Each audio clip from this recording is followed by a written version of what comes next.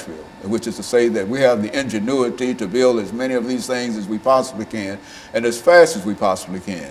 Cannot there be some kind of agreement that we can develop at least one or two of these large structures, homeless kind of structures that will allow for some of the individuals who are made absolutely homeless to have a place to lay their heads at night?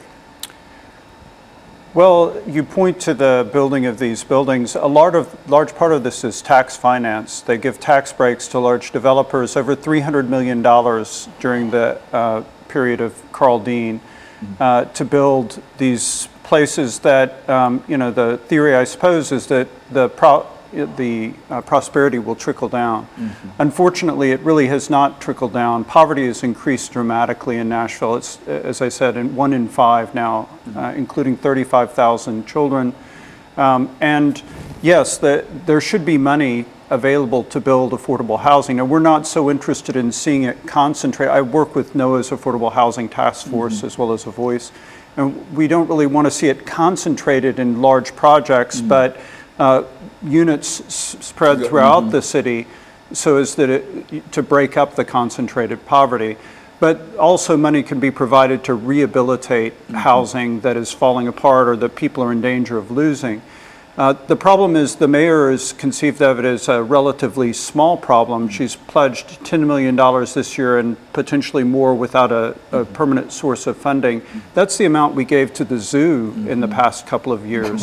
The zoo has a capital campaign of $160 million, largely for an African savanna exhibit. We feel like the city should have a larger capital campaign for people who are either homeless or who are in danger of falling into homelessness.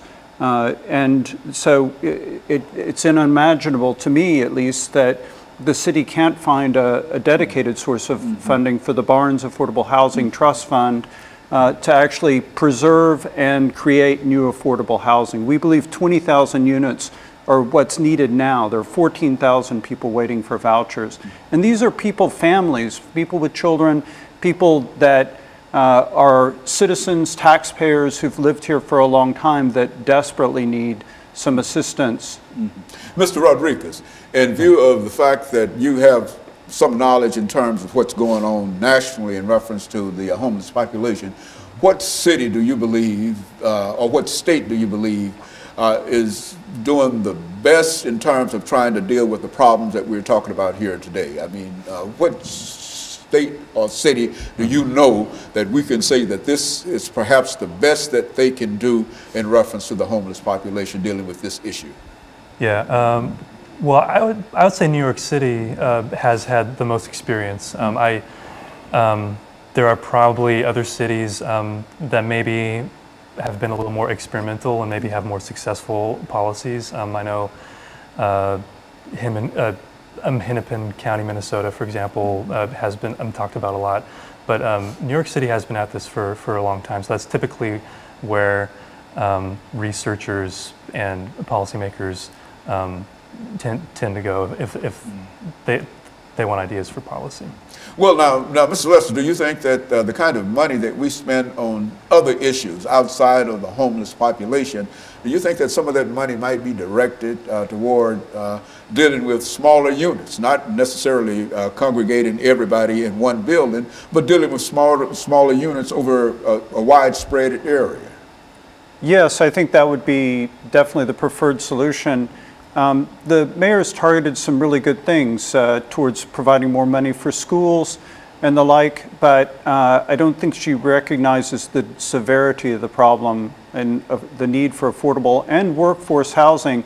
Over half the population of Nashville, the workers of Nashville, make less than $29,000 a year. And over half the renters are cost burdened. They can't really afford the housing that they're living in, which puts them in danger all the time of becoming, ending up on the street. That's exactly right. And so in a real sense, we've got a real issue here, but it's an issue that perhaps it can be solved by money. Money might not solve everything, but do you think that we can solve some of these issues by more money? I think so. That's one thing that it's going to take is money to change the policy, and then we forget about the large population that is incarcerated that have mental illness, and they don't need to be locked up, but one day they're going to be free, and they're not going to have a home.